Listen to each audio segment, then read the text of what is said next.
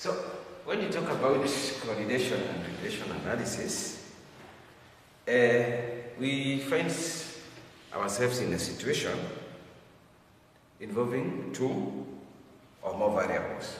Now, we want to establish that relationship. How is it going to help us? For example, we can have a situation whereby we want to look at the relationship between the advertising expenditure and sales. You know, as accountants, our work is to maximize profit and to minimize expenditure.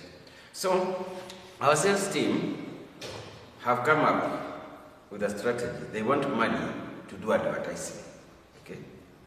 Then, after that advertising campaign, it must increase sales. So, how can we look at that relationship? So, we use correlation and regression analysis. We have some relationship between income and expenditure that is the same as advertising. We have the relationship between study hours and examination performance. You will find that if you add more study hours, your performance will increase. We have relationship between rainfall and crop yield. This year we have a very good rainfall. So what are we expecting? We're expecting a good harvest. So we come up with two important tools. Number one, we have correlation analysis, and we also have regression analysis. Though they are related, they serve different purpose. You can see those differences. Yeah? The differences between correlation and regression. Yeah? Correlation measures the strength and the direction of relationship, while regression measures what? The functional relationship. We have other differences. The correlation gives coefficient and regression gives the regression equation. So we start with correlation analysis. What is correlation analysis? This refers to what? To the statistical relationship between two variables. We have, like, it measures direction and relationship, or strength and relationship. So when we look at direction and relationship, the relationship may be positive, or it could be negative, or maybe the relationship could be zero. When we look at the strength of the relationship, the relationship may be perfect, it may be strong, it may be moderate, it may be weak, it may be there is no relationship. Like, to understand this better, look at the types of correlations. One, we have positive correlation. Positive correlation occurs when an increase in one variable leads to an increase in other variables. For example, income and expenditure. So when you increase expenditure on advertisement, then the sales will go up. Okay? That is why you find firms, they keep on advertising, because there is a positive correlation. The study time and marks. So the characteristics is that the variables move in the same direction and correlation coefficient is positive. So the example that you have been given there, you can find that we have the study hours and the marks. What is the relationship there? When somebody studies for 2 hours, he earns 40 marks. When this person studies for 4 hours, he gets 50 marks. Okay? When he studies for 6 hours, 65. And 8 hours, 80. What does this tell you? As the hours of study increase, the marks increase. That's a positive correlation. Then we might have a negative correlation. A negative correlation occurs when an increase in one variable leads to a decrease in another variable. Example is the price and demand, the speed and travel time, absenteeism, and productivity. When the price of a commodity increases, what happens to the demand? It decreases automatically. Yeah, so the characteristics is that the variables move in opposite direction and correlation coefficient is negative. Look at the example of a price and demand. When we have price here and demand here, we have seen that when the price is 10, the demand is what? 100. Ndio. Akipandisha price ikuje 20, demand inaenda. Price ikiongezeka, demand inaenda. Then price ikifika 40, demand inaendelea. So if it increases, you find that the demand decreases. So how can you interpret that? Is that as the price increases, demand decreases. Then we have an instances where we have zero correlation. Zero correlation occurs when there is no relationship between variables. Example, shoe size and intelligence. We cannot say because you wear shoe number 4, you are more intelligent than her because she wears number 6. There is no relationship with that, isn't it? Look at perfect correlation. Perfect correlation, you can have perfect positive correlation. Because you see that this one, the correlation is positive. This correlation is negative. We can have perfect positive correlation. And we can also have perfect negative correlation. So when perfect positive correlation occurs, we can say correlation, we say it is denoted by small r. So this correlation is positive 1. And this one, correlation is negative 1. Then we can use scatter diagrams. You did diagrams, isn't it? Presentation of data. That is a topic, kitambo, mwanzo somewhere there, before this analysis. So, a scatter diagram, it's a graphical method. Graphical method used to show the relationship between two variables. Each pair of observation is presented by a point on a graph. So when you want to present something like this, study hours and marks or the demand and the price, you come up with a graphical diagram. Then the first one, we found that it was what? Study hours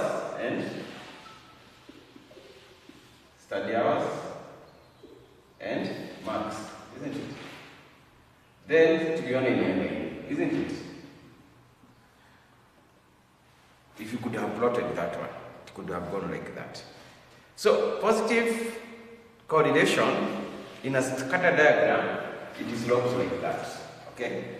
While negative correlation, kama ile ingine ilikuwa price na demand.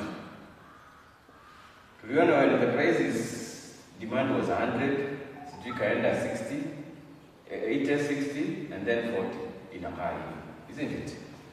That is a negative correlation. So when you present a data in a graph, it will behave like this. You will interpret that as a negative correlation. Ikienda the other way, it's a positive correlation. Tunaelewana? When there are no correlation, una plot shoe size and intelligence. Ukiziplot, nini zako zinakaa hivi. They are just scattered. Okay? That means there is no correlation. Then when you have a perfect correlation, it was in a straight line. Lakini when there is a negative, it is not perfect, lakini in a rise this way, points z is in a so you'll find our graph will come like something like this. But perfect, straight, and together. Then, from there now we go to Pearson, product, moment, correlation, coefficient. How can you define that? Pearson correlation's coefficients, it measures the degree and direction of linear relationship between two variables. In any instance you have two variables and you want to measure the coefficients or the degree and the direction of the linear relationship, we use Pearson correlation coefficient measurement. And you should be able to understand this and to be able to differentiate them from each other.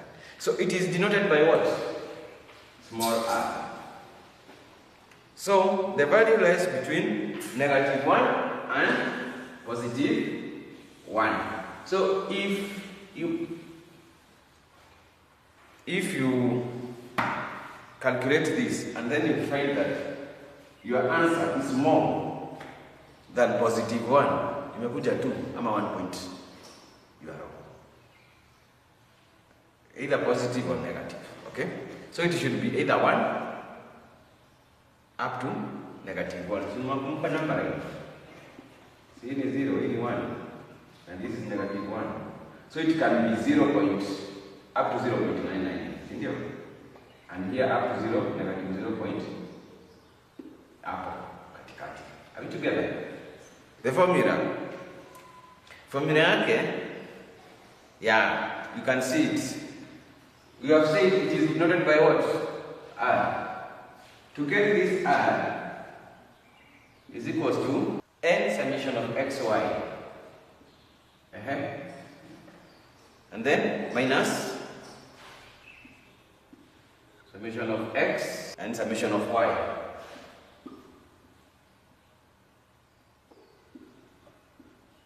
Okay, on one hand. Then there was this divided by what? Square root of n summation of x squared minus summation of x squared, summation of y squared minus summation of y squared. Hello? So where R is what? R is what? Correlation coefficient. It's our answer. N is the number of observations. X is the independent variable and y is the dependent variable. So you have been given an interpretation. When you get your R, the value of R, if it is +1, that is a perfect positive correlation. If it is between 0.75 up to 0.99 positive, it is a strong. But if it is 0.5 to 0.74, you must moderate. You can see it. Hadi inafika 0, there is no correlation. In the same line. Then kuna weak, moderate, strong, negative, and perfect negative correlation wakati imekupea -1. Look at that example here. Advertising,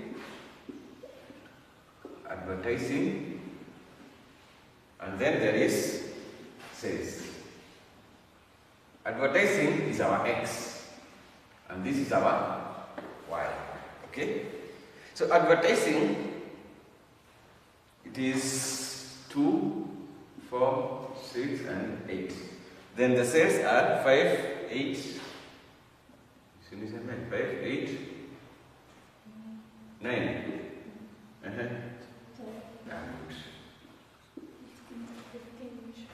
Kuna 15. 10 and 15, isn't it? So, step 1, you prepare a computation table. So, what you do, the question itakuwa hii, okay? So, you copy it. Umefanya part A, labda ilikuwa ni theory, part B ni hii, si ndio? Una copy hivi. Then unatengeneza nini? X squared. How do you get x squared? This one squared. So 2 squared is 4. 4 squared 16.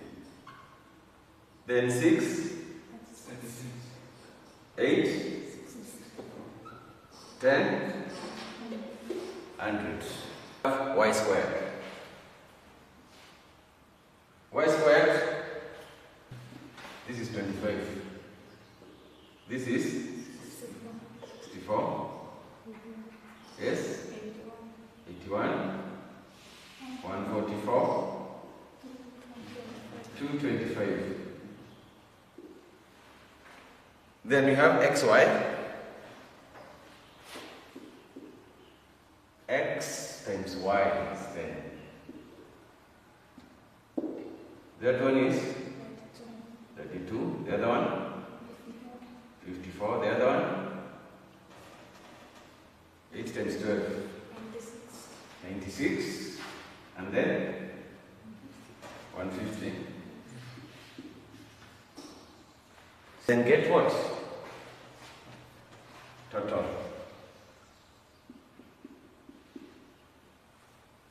Okay. 220. This is 539. And this is 342.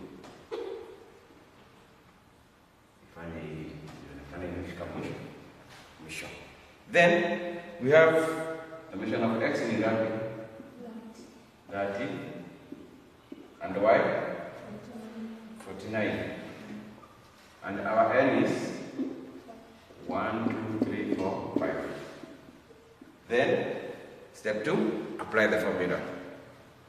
So when you put the formula, you go to Maeka, summation of xy, n, summation of xy,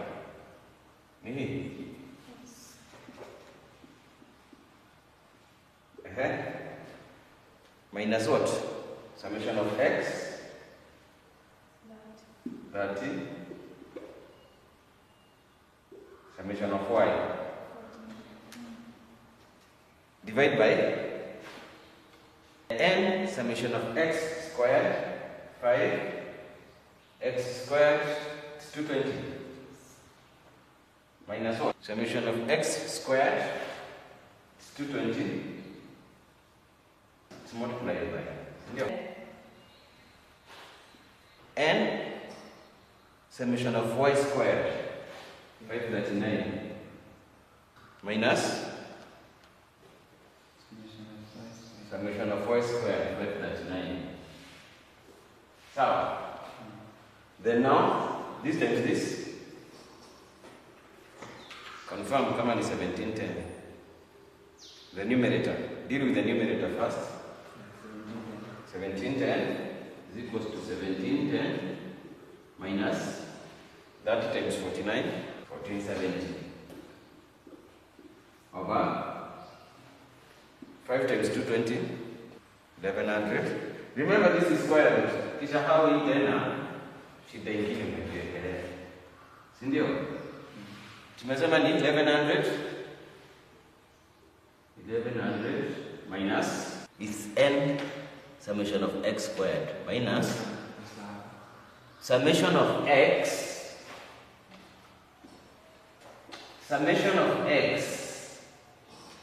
that is 30 squared. Angalia hiyo ni nini imewekwa. It is like this. Si ndio? Yeah, it means it is this x squared, not this. Okay? Ingekuwa imewekwa this way. Can you see the difference? This is this. But this, it means what? So this one is this way. 2695 minus summation of y squared 49 squared.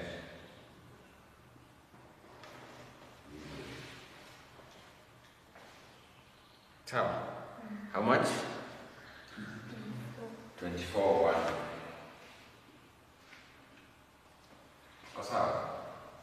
This minus this, 240. Sindio? The numerator. The denominator, 1100 minus 900, 200. This 2695 minus 24 1, 294. Then it's the same as Now, it is, can we come here? Or here? We have 240 over, multiply this. Remember this is square root. Just how we square root. 200 times 294. 58. 8. Square root. Get the square root of that. Is equals to 240 over 242.4. So our R is equals to what? 0.99, like that. Yes. So that is it. How can you interpret it? It is a very strong positive correlation between advertising expenditure and sales. Is it clear? Yes. Fine. If that one is clear, we have a question from KNEC 2023-2022. So, let's look at that question.